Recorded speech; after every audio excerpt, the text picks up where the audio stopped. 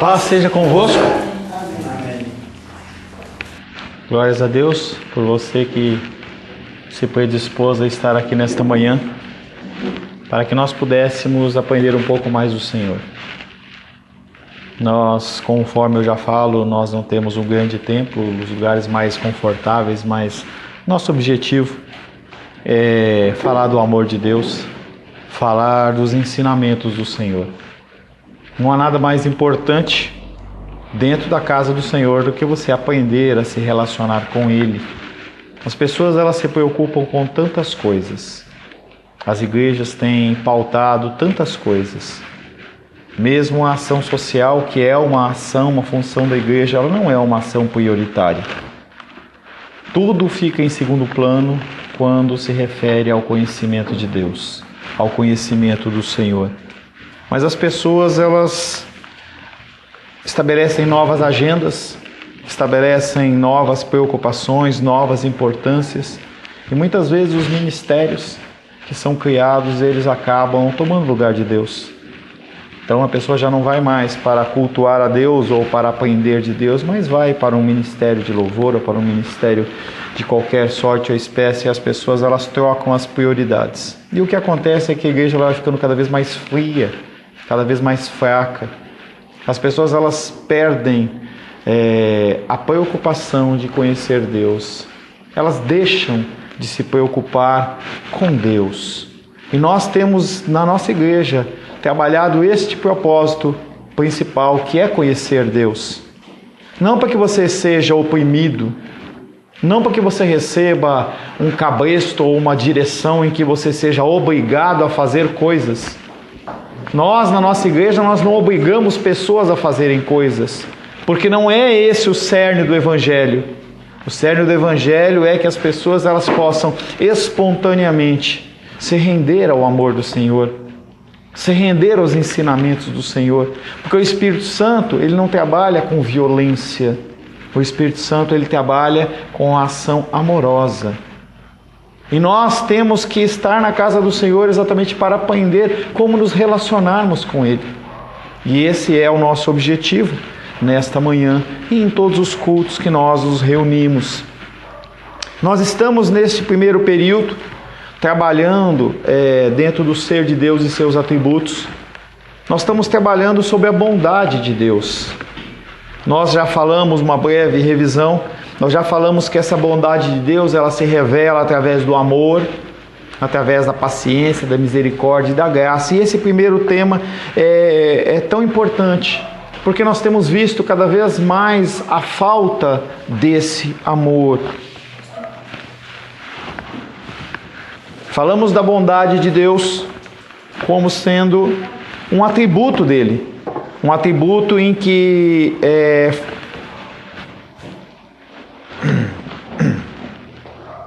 um atributo que faz parte da essência do nosso Deus.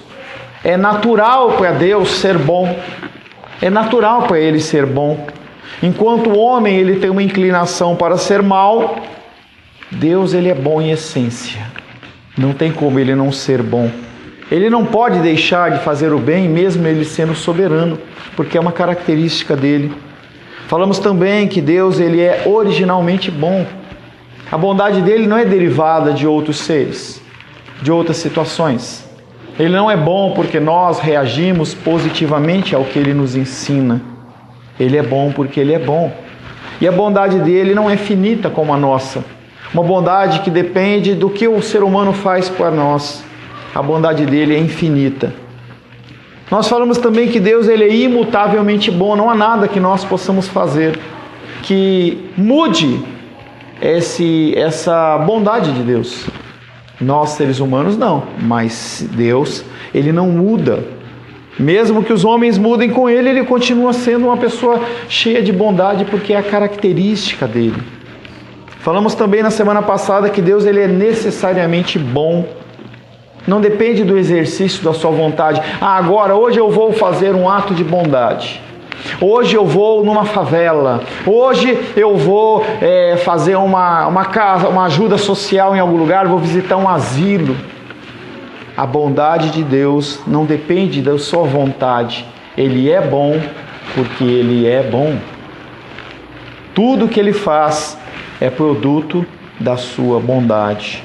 E começamos a falar na semana passada dos objetos da bondade de Deus. Deus, Ele é bom com quem? Com quem Deus é bom? Começamos falando que Deus, Ele é bom com todas as suas criaturas em geral. Sejam seres humanos, sejam salvos, sejam não salvos, sejam as árvores, seja os animais, seja a flora, seja a fauna. A bondade de Deus, ela é evidenciada na preservação das criaturas que Ele criou. Ele não permite que os elementos necessários e essenciais para a vida humana faltem. Mesmo que nós, como seres humanos, nós não saibamos administrar esses recursos, como é o caso da água, como é o caso dos alimentos, em que as pessoas elas não guardam tudo para ela e o outro morre, mas o alimento existe. O Senhor, Ele providencia. O Senhor providencia que não falte a chuva para molhar o solo e irrigar a agricultura. Ele não permite que falte alimento, que as espigas de milho deixem de crescer, elas crescem. Lógico que nós utilizamos agrotóxicos, usamos um monte de coisa, complica o meio ambiente. Nós bagunçamos o sistema do ecossistema e acontece que os insetos acabam fazendo algo que não era programado para eles, e eles consomem mais do que eles deviam e fica aquela bagunça. O ser humano vai, em vez de esperar o ciclo natural da terra, ele vai lá e queima toda uma plantação de milho para depois fazer soja e acaba com todo o mineral da terra. Mas Deus preserva, Deus cuida daqueles que Ele criou. Juntamente com os homens, os animais também recebem esta porção da bondade de Deus. Os animais olham para Ele e aguardam que Ele os supra, e Ele os supre. Os animais, eles não guardam em celeiros, eles não se preocupam como eu e você, e nós temos que ter a renda para isso. É algo que adveio do nosso pecado e da nossa consciência. Esta ansiedade, esta preocupação é algo que proveio do nosso pecado, do pecado original e da nossa manutenção aqui na terra. Mas os bichinhos não têm esse tipo de preocupação. Eles sabem que aquele que os criou vai alimentá-los. E aí, começando hoje, outro objeto da bondade de Deus. Deus, Ele é bom com os homens. Deus, Ele é bom com os homens. Apesar de nós vermos a situação em que a humanidade se encontra, em que quando nós vemos uma grande tragédia, você vê pessoas que têm a capacidade de desviar a água que é dada de doação para vender, a malignidade do homem. Mas em relação a Deus, Deus, Ele é bom para o ser humano. Nós não conseguimos espelhar com tanta diligência esta bondade, mas Deus, Ele é bom conosco. Juntamente com os animais, os homens são objeto da bondade de Deus. Você é objeto da bondade de Deus. O problema é que nós não conseguimos olhar para as coisas que estão boas, nós olhamos para as coisas que estão ruins. Nós sempre achamos que a situação ela não pode piorar. E quando você menos espera, você percebe que ela pode piorar sim. Ontem estava eu, minha filha e a minha esposa vendo um seriado de televisão. E aí numa cena lá, uma criança ficou cega. E ela começou a gritar pro pai: pai, eu não estou enxergando. E aí a minha filha bradou do outro lado: que exagero! Tá certo que ficou cego, mas é para tudo isso. Eu olhei para ela e falei: você está bem? Como é que você pode falar uma coisa como essa? Ou seja, nós não sabemos ou não queremos quantificar quão dolorido é a dor do outro. E isso já se manifesta em tenras idades. Mas Deus, Ele é bom conosco. Amém. Salmos 36, versos 7 e 8.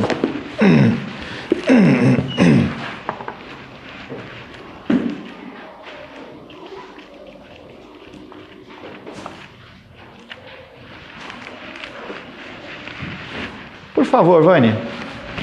Salmos 36, verso 7 e verso 8.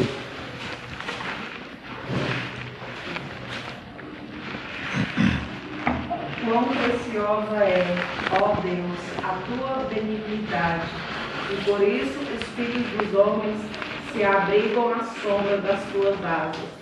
Eles se fartarão da gordura da tua casa e os fará beber da corrente das tuas delícias. O salmista, ele está encantado com a bondade de Deus. Ele está observando a ação de Deus e ele está encantado. Ele está apaixonado por Deus. A bondade de Deus para com os homens não possui apenas e unicamente um caráter salvador. Porque Deus ele podia ser bom apenas num caráter salvífico, em que Ele deixa a gente viver a nossa vida como nós queremos, não interage conosco, e há muitas pessoas que acreditam nisso, para que num momento da sua vida Deus ele simplesmente te resgatasse. É um jeito de Deus ser bom, talvez o mais importante, porque nós temos uma vida terrena da ordem de 80, 90, 100 anos, numa boa velhice. Mas quando nós falamos em eternidade, nós estamos falando numa medida sem comparação, em que a nossa mente não consegue imaginar o que é isso. Então, se Deus ele fosse bom apenas no caráter salvífico, Ele seria bom demais com a gente. Mas além disso, Ele é bom nos aspectos temporais, nos aspectos naturais da nossa vida. As suas bondades, elas incluem o nosso sustento, a preservação e as bênçãos temporais de toda sorte. Se você, porventura, decidir acordar uma hora mais cedo do seu horário habitual e parar na frente do espelho, e você começar a observar o seu físico, você tem muito a agradecer. Conversava com a Shirley essa semana e ela falou uma coisa interessante. Como é linda a pele. Você já pensou para imaginar isso? A constituição da pele, da derme, epiderme, as suas camadas, a complexidade celular do nosso organismo, o funcionamento. Sexta-feira, eu fui no urologista, ele estava me explicando, sobre próstata. Ele falou assim, olha, se a próstata ela ficar muito grande, o que acontece é que a bexiga ela tem que fazer muita força. E se ela faz muita força, o rim não consegue dar conta. Olha que lindo! A mecânica da coisa, tudo perfeitamente ajustado. Quando nós olhamos em relação ao planeta, se uma estrela como o Sol, ela se desviar 1/1000 do bilionésimo da posição que ela está, ou a gente morre congelado, ou a gente morre frito. Deus ele orquestra a coisa de uma maneira perfeita. Nós temos motivos para sermos gratos a Deus. Será que é até só o homem que é cristão, só o homem que é regenerado? E a resposta é não. Até o homem não regenerado recebe as bênçãos da bondade de Deus. Mateus capítulo 5.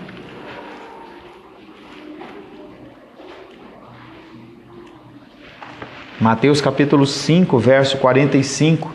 Irmão Cláudio, por gentileza. Mateus 5, verso 45.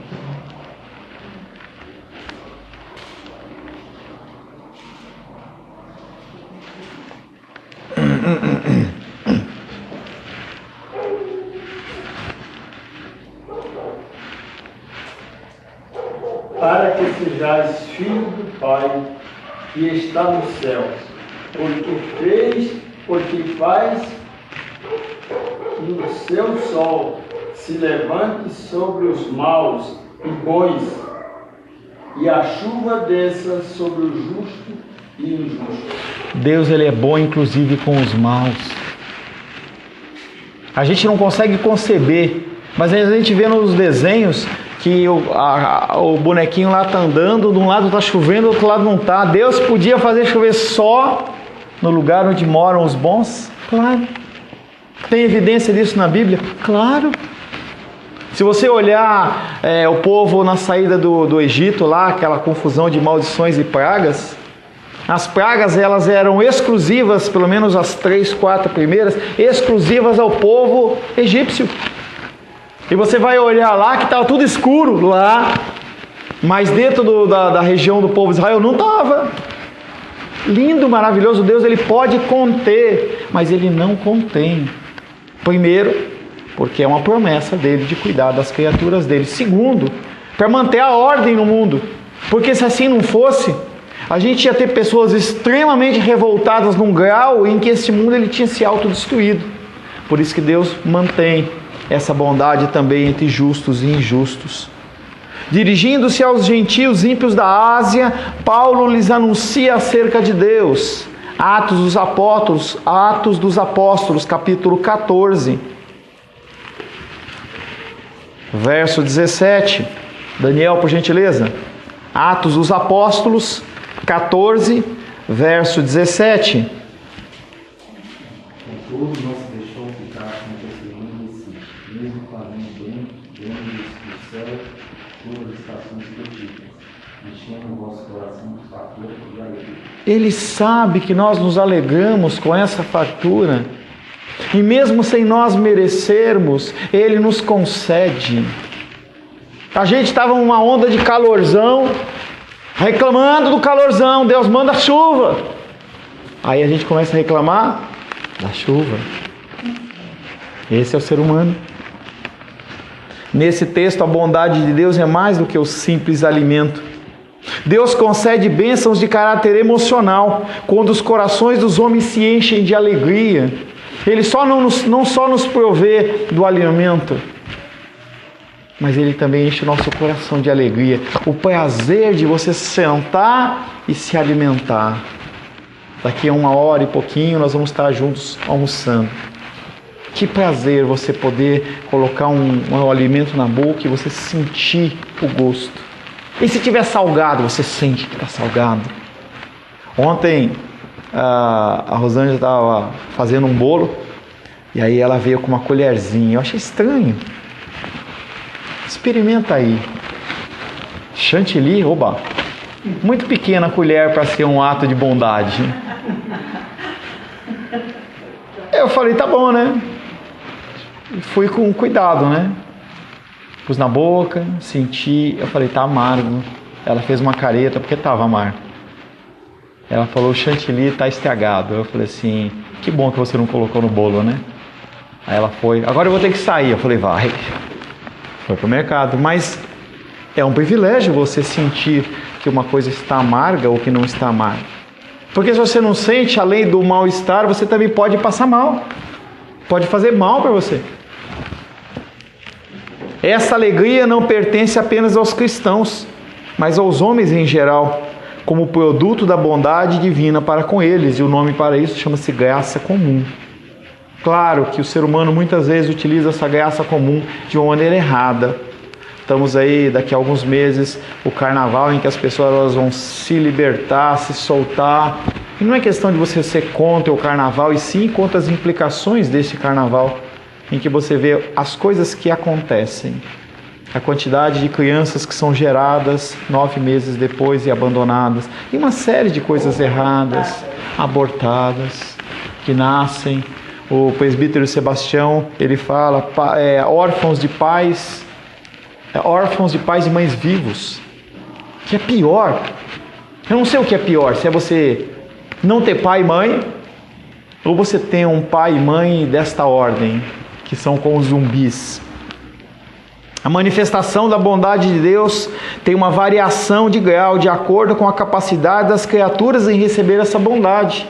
Além dele derramar a bondade dele sobre nós, ele mede porque nós não sabemos receber a bondade de uma forma plena. Uma passagem da Bíblia diz que um rei convidou as pessoas para comer, para fazer um banquete, era algo importante. E aí um falou, me desculpa, porque eu casei. E casar não tem nada de mal, é bom. Eu comprei uma casa nova e não há problema nenhum em você comprar uma casa. Mas ele se abdicou daquilo. E aí uma série de desculpas que foram dadas porque aquelas pessoas elas não sabem administrar a bondade de Deus.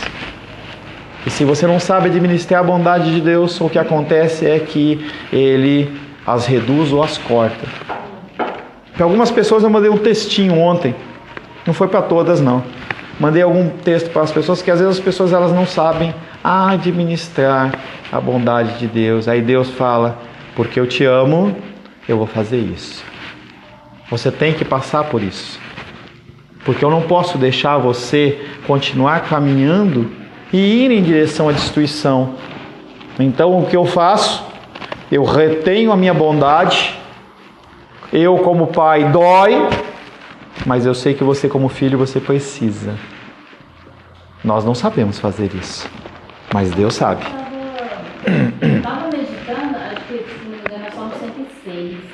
E aí no título está falando a graça e a ingratidão de Israel, né? Falando, né, do benefício de Deus sobre o povo de Israel e essa contradição, né, não corresponder a essa bondade, né? Mas Deus, ele, por ter um amor agape, saiba que não é ágape. Não é uma palavra proparoxítona, pelo contrário, é uma palavra grega. E por ser grega, você não pode abrasileirar ela. O amor de Deus é um amor agape, por mais estranho que seja. Esse amor agape de Deus, ele é um amor que é incondicional. Ele não quer nada em troca. Ele não precisa de nada em troca. Ele faz o que ele faz porque ele é Deus. A manifestação da sua bondade tem uma variação de grau de acordo com a capacidade das criaturas em receber essa bondade. Ainda que os crentes não sejam os únicos a receber a bondade de Deus, eles são os únicos a reconhecer e a manifestar uma apreciação adequada das suas bênçãos, sendo agradecidos por elas, servindo ao Senhor, o que resulta em mais bênção ainda. Apesar de Deus ele demonstrar o amor dele sobre todas as criaturas, sobre ímpios e salvos, as pessoas que sabem ser gratas a Deus verdadeiramente e prestar um culto de gratidão a Ele, são apenas os cristãos. Porque o Espírito Santo é aquele que convence as pessoas a agir dessa maneira. As outras pessoas, numa condição geral, ela olha para si e fala: eu consegui, eu fiz.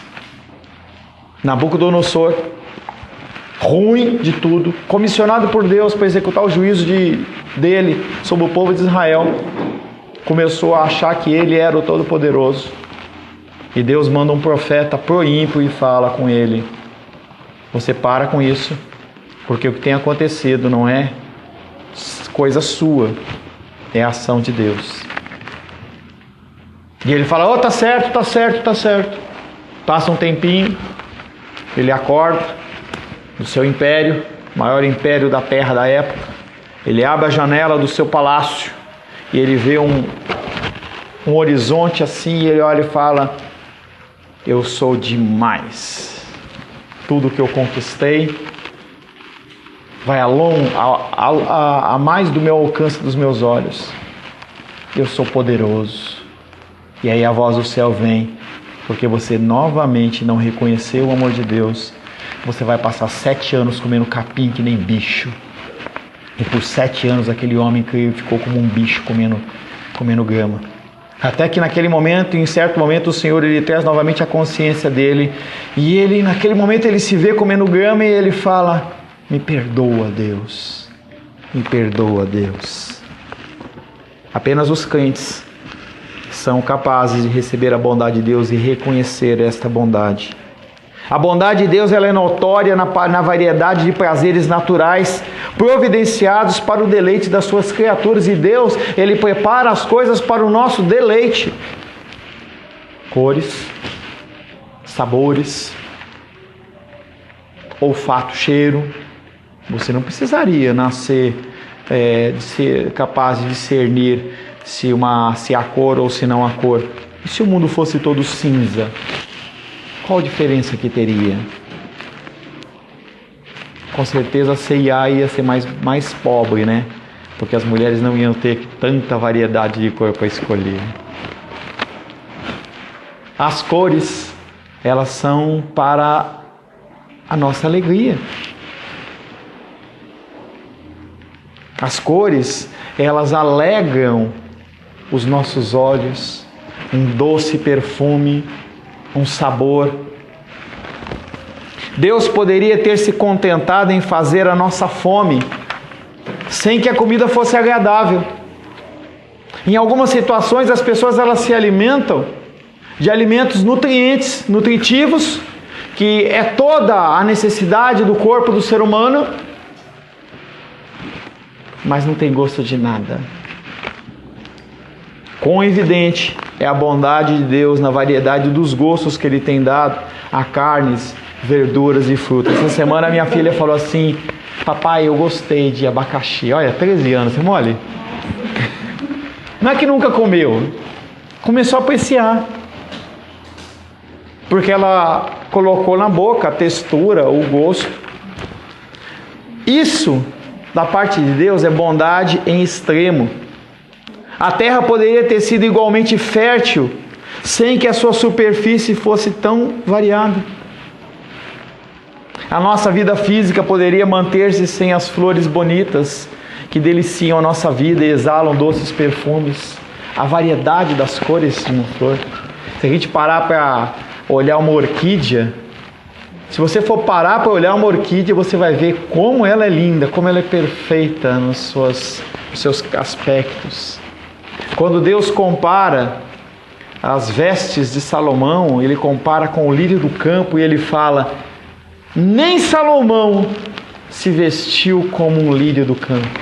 Ou seja, o que Deus fez para um ser que é sem alma, sem espírito, que está lá, que um dia está belezinha, no outro dia seca e é jogada no lixo.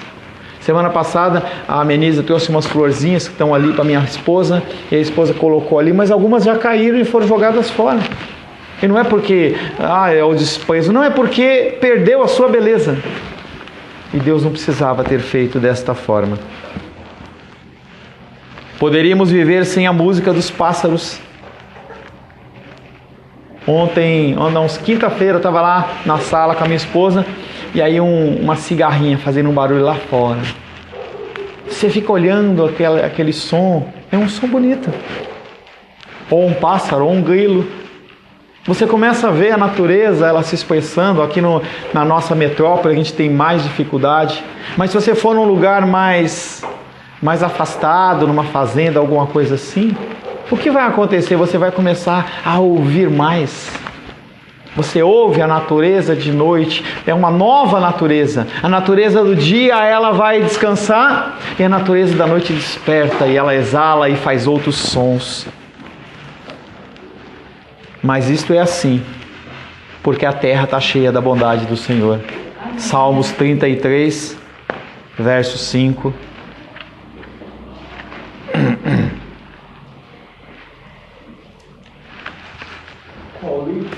Salmos 33, verso 5.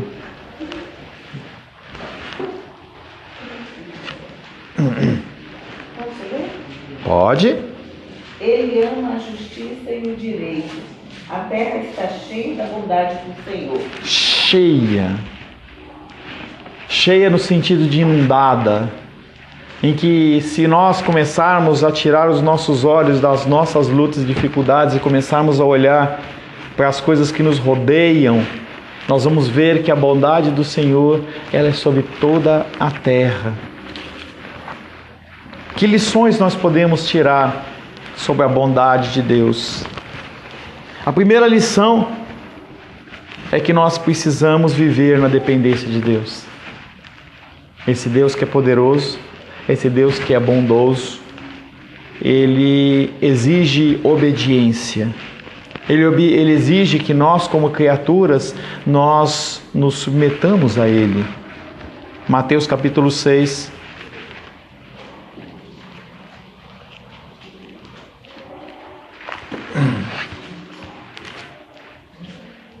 Mateus capítulo 6, versos 25 a 34. Eu vou ler. Mateus capítulo 6, versos 25 a 34, um texto muito conhecido. Por isso vos digo, não andeis ansiosos pela vossa vida, quanto ao que haveis de comer ou beber, nem pelo vosso corpo, quanto ao que haveis de vestir. Não é a vida mais do que o alimento, e o corpo mais do que as vestes? Observai as aves do céu, Não semeiam, não colhem, nem ajuntam em celeiros. Contudo, vosso Pai Celeste a sustenta. Porventura não valeis vós muito mais do que as aves? Qual de vós, por ansioso que esteja, pode acrescentar um côvado ao curso da sua vida? E por que andais ansiosos quanto ao vestuário? Considerai como crescem os lírios do campo. Eles não trabalham nem fiam. Eu, contudo, vos afirmo que nem Salomão, em toda a sua glória, se vestiu como qualquer um deles. Ora, se Deus veste assim a erva do campo, que hoje existe e amanhã é lançada no forno, quanto mais a vós outros, homens de pequena fé. Portanto, não vos inquieteis dizendo: que comeremos, que beberemos, ou com que nos vestiremos? Porque os gentios é que procuram todas essas coisas. Pois vosso Pai Celeste sabe que necessitais de todas elas. Buscai, pois, em primeiro lugar o seu reino e a sua justiça, e todas estas coisas, não são todas, mas são estas coisas, vos serão acrescentadas. Portanto, não vos inquieteis com o dia de amanhã, pois o amanhã trará os seus cuidados, basta o dia o seu próprio mal. Amém. Nesse texto, Jesus nos ensinou a olhar para as aves do céu, que vivem despreocupadamente, porque elas são sustentadas nas suas necessidades básicas, e a palavra-chave é necessidades básicas. Deus, Ele não promete suprir você nos seus desejos, mas Ele promete suprir você nas suas necessidades básicas. Da mesma forma, Ele quer que os homens vivam sem ansiedade alguma, esperando na bondade de Deus. E eu volto a trazer esse tema: por que tanta depressão, tanta ansiedade, tanto transtorno de toda sorte ou espécie, se não é alimentação desta ansiedade ou pela própria falta de confiança em Deus? O ser humano, mais e mais, ele se afasta de Deus, e a palavra nos garante que cada dia que passa, o homem ele vai se afastando mais, o coração dele vai se esfriando e endurecendo. Falava com uma pessoa ontem, e a pessoa falava assim para mim: pastor, eu não estou indo na igreja, mas é por causa de tal motivo, mas está tudo bem. Entenda que quando você se afasta da igreja, não é porque aqui é o santuário, ou porque aqui mora o Altíssimo, porque as paredes ou o pastor é santo. Não, mas quando você está em comunhão com as pessoas, o que acontece é que o seu coração, ele começa a olhar um pouco mais para o outro, ao invés de olhar para você. Quando nós oramos pelas enfermidades, você consegue observar que a sua dor ela não é tão intensa assim, porque a gente que está numa condição pior, em uma série de situações. Por isso que Deus nos exorta que nós não deixemos de congregar, como é o costume de muitos. Com o advento da internet, cultos online, as pessoas elas acham que pode substituir o culto por um culto em que você assiste na televisão, no laptop ou no celular, e você não pode. Nós somos seres que vivemos em comunhão, nós somos separados para vivermos isolados dos outros. Por isso que o conceito de você ser um monge, ou você ser uma freira que você não tem contato com o mundo, não é bíblico. Deus, quando cria o ser humano, Ele criou para que nós possamos nos interagir. Provérbios diz que é ferro afiando ferro. É o meu desejo contra o seu desejo, e a gente vai aprendendo um com o outro. Isso é aquela história que acho que é muito conhecida, né? Fala do graveto, né? Se tirar o graveto, com o tempo ele vai esfriando, assim, né? E às vezes até sozinho, né? Quando vem as lutas. Às vezes, Menise. Não. Sempre. E aí é difícil a pessoa enfrentar tudo sozinho. Nós não somos seres feitos para vivermos sozinhos. Eu não estou falando de casamento. Eu estou falando de pessoas terem contato um com os outros. Calor humano, abraço, olho nos olhos. O ser humano é feito para viver assim. O animal, se você colocar ele na frente do espelho, ele não reconhece, ele ataca o espelho achando que é um outro animal. E conforme ele levanta os dentes, ele fala: o outro está levantando. Nós não. nós conseguimos interagir. Eu consigo olhar para o irmão Cláudio e saber que ele é uma pessoa diferente de mim. E nós temos essa necessidade de convivência. Convivência. Os bichinhos são uma bênção, mas eles não suprem a pessoa. Não há esta possibilidade. Da mesma forma, Ele quer que os homens vivam sem ansiedade, esperando na sua bondade. Jesus ordenou que os seus discípulos olhassem para os passarinhos, animaizinhos frágeis que vivem ao Deus dará. Realmente eles não estão desamparados por Deus. Literalmente Deus lhes dá o sustento que precisam. E nós já lemos o texto. E aí quando Ele confronta os discípulos, Ele fala: vocês não valem mais do que as aves? Se eu cuido e alimento todas as criaturas, você acha que eu vou abandonar você? Você acha que eu vou deixar de cuidar de você por quem eu entreguei o meu filho?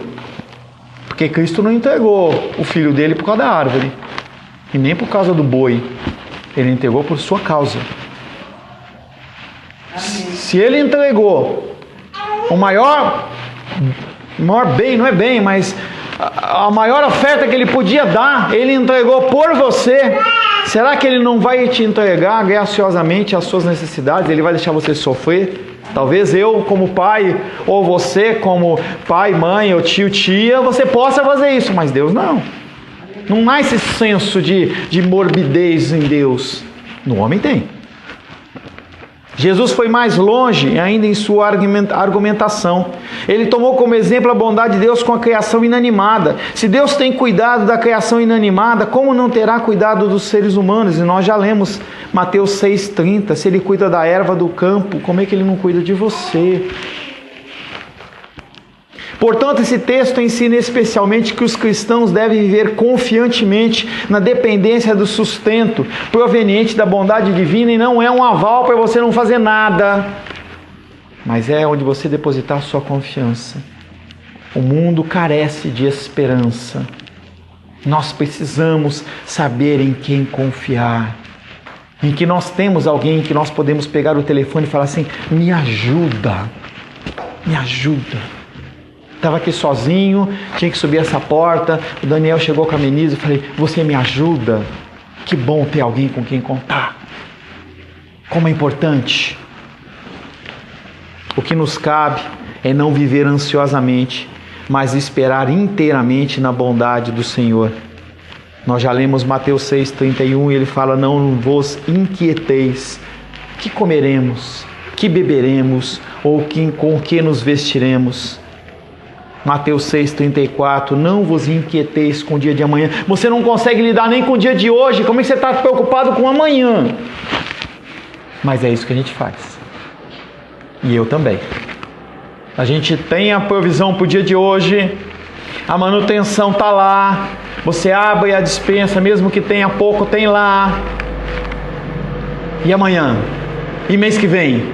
E como é que eu vou pagar o IPVA de 2019? Você nem sabe que você vai estar vivo em 2019. Não quer dizer que, se você for possível, você não provisione isso. Não quer dizer que você não tenha que administrar. Mas essa ansiedade nos corrói, nos consome. Acaba com a nossa vida, acaba com a nossa saúde. Estava conversando com um pastor amigo meu ontem, ele fala: já vou te pegar. Entendeu? Chama atenção, né? E ele falava: estou com gastrite. Ele falou: eu estou comendo bem, mas eu continuo com queimação no estômago. Falei: isso que dá abrir igreja nova, é isso mesmo. Ovelha não existe, ser humano não existe. A gente espera coisas e as coisas, elas não acontecem. E ele confessava para mim, nosso irmão, nosso pastor Paulo, ele falava para mim assim: eu estou passando uma dificuldade na igreja lá. Eu falei: o que é?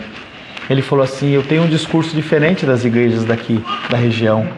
E o que acontece é que as pessoas, elas ficam na porta da igreja tentando levar os membros para as outras igrejas. Não espera nem acabar o culto. Chama as pessoas lá de fora. Olha, eu falo assim: que coisa o ser humano, né? Nós temos tantas pessoas para a gente alcançar, e as pessoas, elas estão preocupadas com as pessoas que estão sendo cuidadas.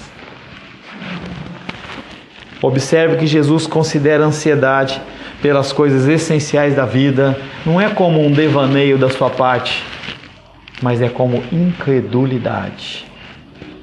E quando eu li esse texto, eu estava fazendo a revisão hoje de manhãzinha, e eu falei, Deus me perdoa pela minha incredulidade, isso é pecado. É você duvidar. E nós ficamos tão tristes, né? Quando as pessoas duvidam de nós. Irmão Cláudio, você pode fazer tal coisa? O irmão Cláudio fala, posso. Aí eu vou lá e falo com o Felipe. Aí o irmão Cláudio diz, poxa, mas você não pediu para eu fazer? Por que você foi pedir para o outro? Incredulidade. E nós ficamos chateados com isso, mas nós agimos da mesma maneira com o nosso Deus. Tem nada de engraçado. Não. Alguém acha engraçado isso? Não! Não, eu falo assim, às vezes no dia, na semana, Deus te dá um sinal para você descansar. Então, às vezes Deus te dá na semana para você descansar o coração, um sinal no dia de alguma coisa na natureza, alguma coisa. Igual a semana, teve um dia que choveu e Deus colocou, assim, eu vi o arco-íris, assim, né? E realmente, assim, a aliança de Deus, né?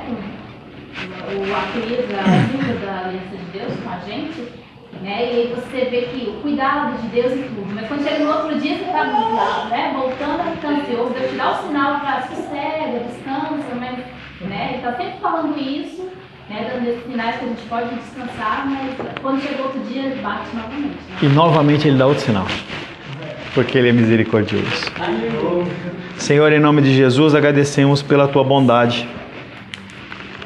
Mesmo que nós muitas vezes não a aceitemos, muitas vezes nós não a entendamos, nós, Pai, te somos gratos. Nos momentos da nossa lucidez, nós te somos gratos. Pedimos que o Senhor continue, Pai querido, nos abençoando, cuidando de nós, não permitindo, Pai, que de alguma maneira nós venhamos, Pai, a nos afastar de Ti. Como o nosso querido irmão Cláudio ora, não nos lance fora da Tua presença, Pai. Porque se o Senhor não estiver conosco, como é que nós vamos saber que nós somos abençoados? Não nos faça, Pai, continuar caminhando se a Tua presença não for conosco. É o que te pedimos, Pai, em nome de Jesus. Amém.